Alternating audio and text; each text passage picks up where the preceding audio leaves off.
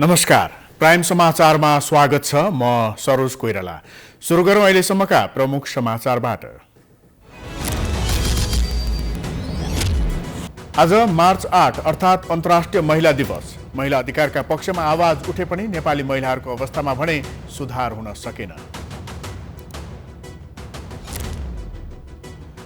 नेकपा माओवादी केन्द्रीय कमिटी बैठकबाट पदाधिकारी छान्न पुनः असफल। केन्द्रीय सदस्यको मनोनयन पनि विवादमा। महाधिवेशनबाट निर्वाचित कांग्रेसका 2 महामन्त्रीको भूमिकामा विभेद। बराबर हैसियत र अधिकार भए पनि महामन्त्री शर्मा छायामा।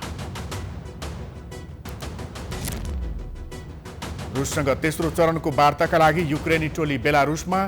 सर्वसाधारण नागरिकलाई सुरक्षित मार्गमा पठाउने विषयमा वार्ता केन्द्रित हुने जानकारी।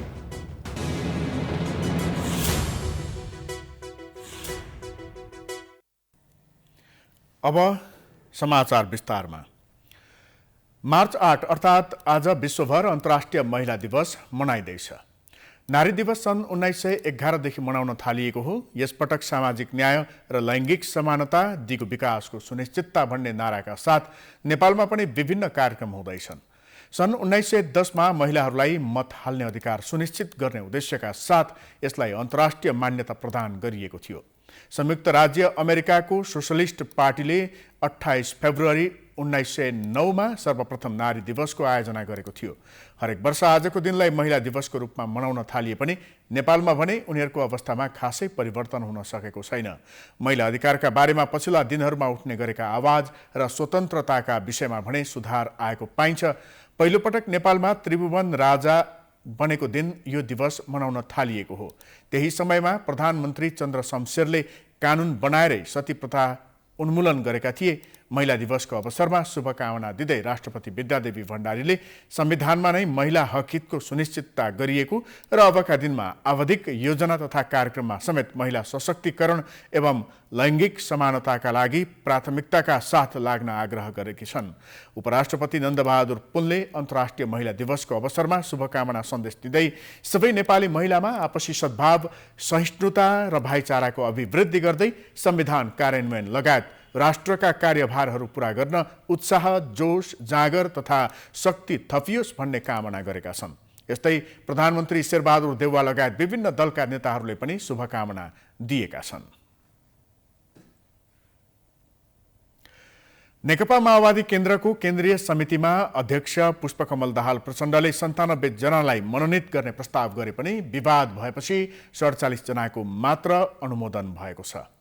केही केन्द्रीय सदस्यहरूले प्रचण्डले प्रस्ताव गरेको नामप्रति तीव्र असन्तुष्टि जनाएपछि छोरी गंगा दाहाल, ज्वाइँ जीवन आचार्य लगायत 50 जनाको नाम केन्द्रीय समितिले अनुमोदन गरेन। केन्द्रीय सदस्यहरूले दाहाल र आचार्य लगायतलाई कुन आधारमा केन्द्रीय सदस्यमा मनोनित गर्न खोजेको भन्ने प्रश्न गरेपछि विवाद भएको थियो। विरोध भएपछि 47 जनाको नाम मात्रै पारित भएको हो, जसमा महाधिवेशनमा केन्द्रीय प्रतिनिधि बनेका 34 जना, 9 जना मधेसी र 4 जना दलित समूहबाट मनोनित भएका छन्। बैठकमा नेता नारायण काजी श्रेष्ठ समूहले राखेको एमसीसी लगायतका विषयको फरक मत थाँती राखिएको छ। आगामी जेठ 20 गते बस्ने केन्द्रीय समिति बैठकमा यो विषयले प्रवेश पाउने भएको छ। अध्यक्ष प्रचण्डले एमसीसी लगायतका विषयमा भएको विवाद साम्य पार्न सफल भएको प्रतिक्रिया दिएका छन्। प्राइम टाइम्स एसडीसँग कुरा गर्दै अध्यक्ष दाहालले भने नेताहरू बीच एकमत रहेको जिकिर गरेका छन्। अहिले हाम्रो भित्र एमसीसीको विषयलाई लिएर जो समस्या देखिया थियो र मिडियामा अलि बढी नै अतिरञ्जित प्रचारहरू पनि आएका थिए, तर हामीले धैर्यतापूर्वक बडो विवेकपूर्ण ढङ्गले, रचनात्मक र सृजनात्मक ढङ्गले यसलाई समाधान गर्यौं र पार्टीलाई एकताबद्ध गर्यौं र एउटै कार्यक्रम लिएर, एउटै भाषा लिएर चुनावमा जाँदैछौँ। चुनावी दस्ता तयार गर्नुभयो? हो। माओवादीको पदाधिकारी चयन भने पेचिलो बनेको छ। महासचिव लगायतका पदाधिकारीमा आकांक्षीको संख्या धेरै भएपछि केन्द्रीय कमिटी बैठक मार्फत सहमति जुटाउने प्रयास सफल हुन सकेन। बैठकले प्रदेश इन्चार्ज पनि तोकेको छ, जस अनुसार प्रदेश 1 मा राम कार्की, मध्य प्रदेशमा गणेश शाह, बागमतीमा हितमान साक्य, गण्डकीमा हितराज पाण्डे, लुम्बिनीमा चक्रपाणी खनाल, कर्णालीमा कालीबहादुर मल्ल, सुदूरपश्चिममा खगराज भट्ट इन्चार्ज भएका छन्। त्यसैगरी सम्पर्क समन्वय प्रदेशमा डिलाराम आचार्य र उपत्यका विशेष समन्वय प्रदेशमा लीलामणि पोखरेल चयन भएका छन्। नेकपा एकीकृत समाजवादीको पोलिट ब्युरो बैठकले अध्यक्ष माधव कुमार नेपालको राजनीतिक प्रतिवेदन पारित गरेको छ। काठमाडौँमा बसेको बैठकले राजनीतिक परिस्थिति र पार्टीको आगामी कार्ययोजना सहितको अध्यक्षको प्रतिवेदन पारित गरेको हो। बैठकमा 37 जना पोलिट ब्युरो सदस्यहरूले राखेका सुझावलाई समेटेर परिमार्जन गर्ने निर्णय भएको नेकपा यसका उपमहासचिव तथा प्रवक्ता जगन्नाथ खतिवड़ाले जानकारी दिए। उनले उक्त प्रतिवेदन आगामी फागुन 25 गतेबाट सुरु हुने केन्द्रीय समिति बैठकमा प्रस्तुत गरिने बताए।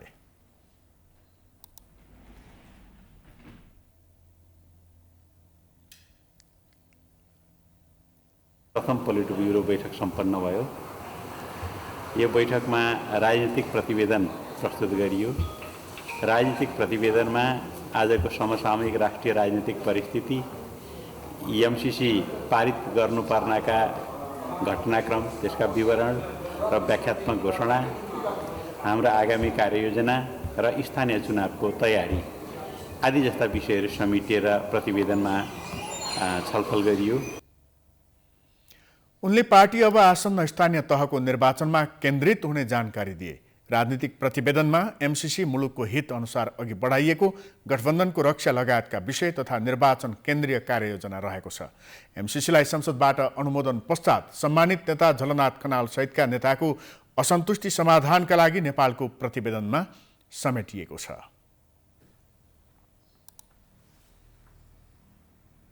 समाचारको सिलसिला अझै जारी छ। हामी विश्रामपछि आउँछौँ। बाँकी समाचारको साथमा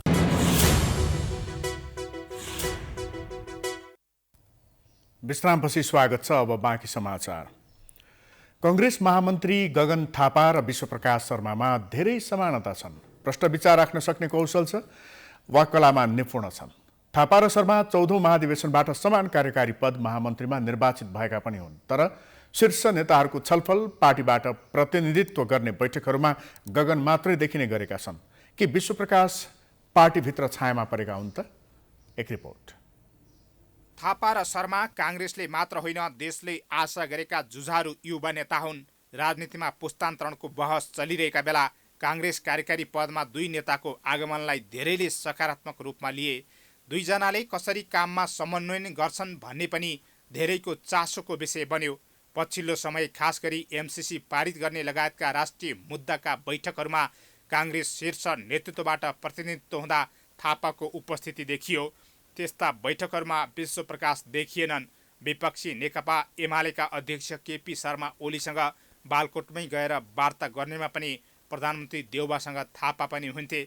एमसीसी पारित गर्ने मुद्दामा थापाको सक्रियता रहेको राजनीतिक वृत्तमा चर्चा हुन्थ्यो। तर पार्टी केन्द्रीय समिति बैठकहरूमा पालै पालो एजेन्डा राख्ने गरेका दुई महामन्त्रीमध्ये एउटा अत्याधिक क्रियाशील र एउटा छायामा परेको जस्तो भयो भनेर पनि चर्चा हुने गर्यो। संविधान सभाको दुई कार्यकाल र प्रतिनिधि सभा सदस्यका रूपमा गगनले प्रभावकारी भूमिका निर्वाह गरे। यता विश्वप्रकाशले पनि सभापति शेरबहादुर देउबाको विश्वास जितेर अघिल्लो कार्यकालमा प्रवक्ताको जिम्मेवारी सम्हाले। जुन भूमिका विश्वप्रकाशले कौशलपूर्ण ढङ्गले निर्वाह गरे। 14औं महाधिवेशनमा थापा 2/3 मतसहित निर्वाचित हुँदा कमजोर गुटबाट उम्मेद्वार बनेका शर्मा निर्वाचित भए। कांग्रेसको विधानले भने दुवै महामन्त्रीलाई बराबर हैसियत र अधिकार दिएको छ। राजनीतिक विश्लेषकहरूले पनि पार्टी नेतृत्वले कुनै एक पात्रलाई भविष्यमा राष्ट्रिय राजनीतिमा स्थापित गराउन लागेको हुन सक्ने आशय व्यक्त गरेका छन्। मलाई लाग्दछ सभापतिले आफूलाई कम्फर्टेबल हुने गरी पदाधिकारीहरूलाई विभिन्न जिम्मेदारीहरू दिनु स्वाभाविक हो। भूमिकामा विधानमै नलेखे पनि वरिष्ठ नेता रामचन्द्र पौडेलले पनि राजनीतिक भूमिका पाइरहनु भएको देखिन्छ। त्यसैले आफ्नो सक्रियता र आफ्नो क्षमताले भर पर्छ र नेतृत्वले पनि कहिलेकाहीँ कुन पदाधिकारीलाई कुन भूमिकामा स्थापित गर्ने भन्ने पनि हुनसक्छ। अहिले प्रधानमन्त्री शेरबहादुर देउवाले गगन कुमार थापालाई राष्ट्रका राजनीतिक मुद्दाहरूमा अलि बढी संलग्न गराएको, सामेल गराएको देखिन्छ। त्यसबाट के बुझ्न सकिन्छ भने भोलि राजकीय मामिलाको नेतृत्वमा विश्वप्रकाशलाई भन्दा गगन थापालाई स्थापित गर्ने उहाँको कहीँ इच्छा र चाहनाले पनि त्यो गरेको हुनसक्छ। संसदमा महामन्त्री शर्माको उपस्थिति नदेखिँदा पनि उनी छायामा परे जस्तो देखिनु स्वाभाविक रहेको हुनसक्छ। पार्टी सङ्गठन केन्द्रीय कार्यालयको काममा लागिरहेको हुनाले महामन्त्री शर्मा त्यस्ता बैठकहरूमा नदेखिएको हुनसक्ने विश्लेषण पनि उत्तिकै छ। गगन कुमार थापा संसदमा पनि हुनुहुन्छ र संसदमा भएको हुनाले राजकीय मामिलाहरूमा उहाँको उपस्थिति उहाँको भूमिका बढी देखिन्छ। अब विश्वप्रकाशजी संसदमा हुनुहुन्न, सङ्गठनको काम, पार्टीको केन्द्रीय कार्यालयको अफिसियल काममा उहाँ लागिरहनु भएको होला। अब त्यसले पनि उहाँलाई बढी दृश्यमा नदेखाएको होला। तर म के भन्न चाहन्छु भनेदेखि एउटै पदमा भएका फरक फरक मानिसहरूको आफ्नो सक्रियता र आफ्नो क्षमताले उसलाई बढी आम जनतामा देखिने र बढी काम गरेको या कम काम गरेको भन्ने कुराको अनुभूति हुन जाने हुनाले दुईटैको आफ्नो सक्रियतामा नै भर पर्छ।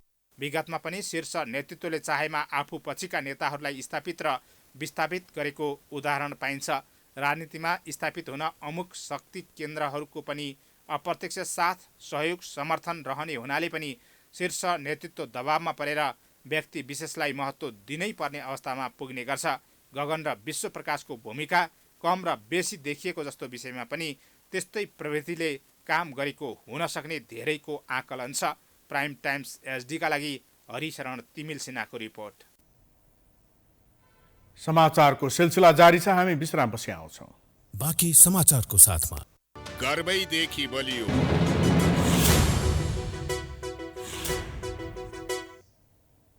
विश्रामपछि स्वागत छ। अब अन्तर्राष्ट्रिय समाचार।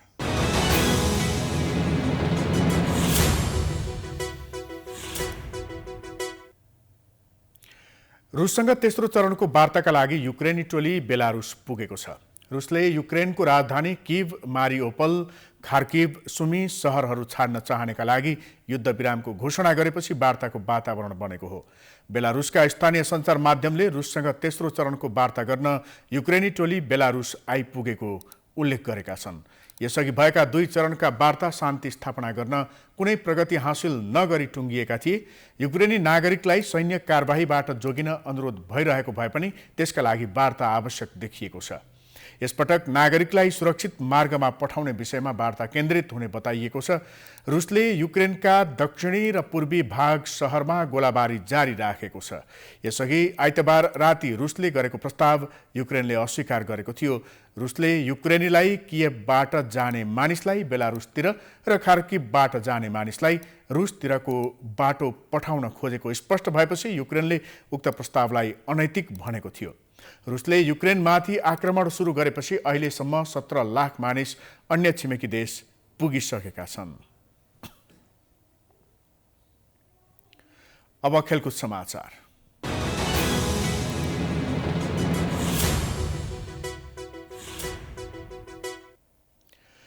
इङ्ग्लिस प्रिमियर लिग फुटबलमा टोटनह्यामले एभर्टनलाई 5-0 गोल अन्तरले आज मार्च 8 अर्थात् अन्तर्राष्ट्रिय महिला दिवस। महिला अधिकारका पक्षमा आवाज उठे पनि नेपाली महिलाहरूको अवस्थामा भने सुधार हुन सकेन। नेकपा माओवादी केन्द्र केन्द्रीय कमिटी बैठकमा पदाधिकारी छान्न पुनः असफल। केन्द्रीय सदस्यको मनोनयन पनि विवादमा।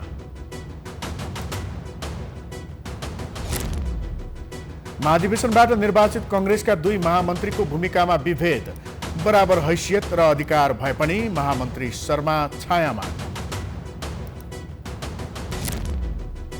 रुससँग तेस्रो चरणको वार्ताका लागि युक्रेनी टोली बेलारुसमा सर्वसाधारण नागरिकलाई सुरक्षित मार्गमा पठाउने विषयमा वार्ता केन्द्रित हुने जानकारी।